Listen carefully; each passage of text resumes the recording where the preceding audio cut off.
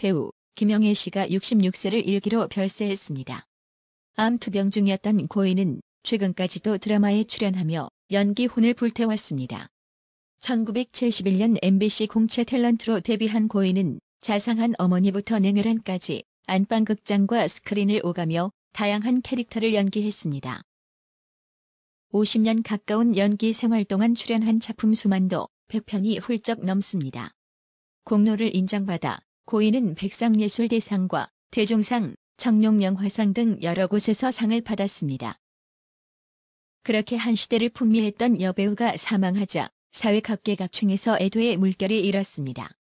그런 와중에 문재인도 자신의 페이스북에 김영애 씨의 죽음을 애도하는 글을 남겼는데 또 사고를 치고 말았습니다.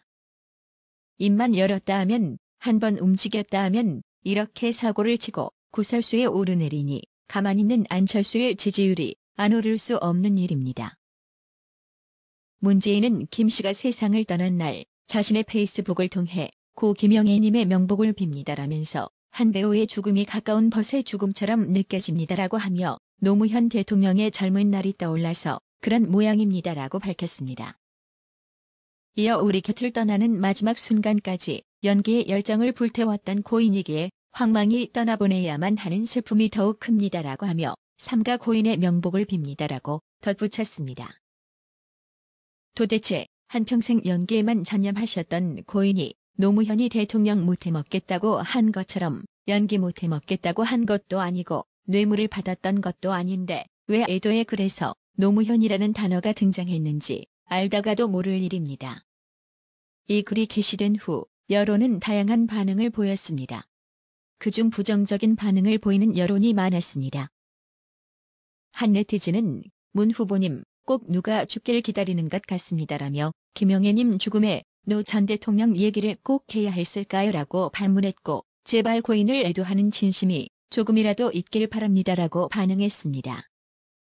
또 다른 네티즌은 이분은 노 대통령 서거 후 죽은 사람들을 이용해서 대중의 분노감만 부추기는 분노의 정치 외에 하는 게 뭐가 있냐며 세월호 아이들의 죽음을 대하는 자세도 문제가 있었다라고 밝혔습니다.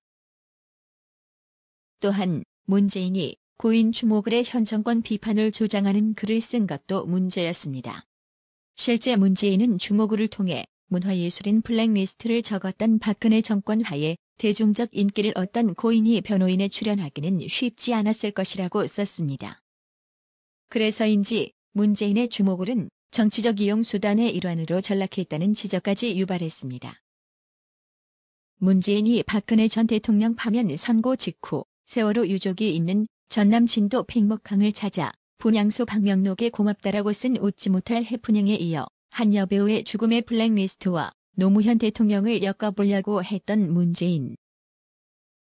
한평생 연기에 매진했던 숭고한 고인의 죽음에 뇌물 먹고 자살한 대통령을 왜 갖다 붙이려고 했는지 도무지 그의 정신 세계를 알 길이 없습니다. 열길 물속은 알아도 한길 문재인 속은 모른다. 참 문재인이 문제인데 문제가 문제인지 모르는 사람들이 더 문제인 것 같습니다.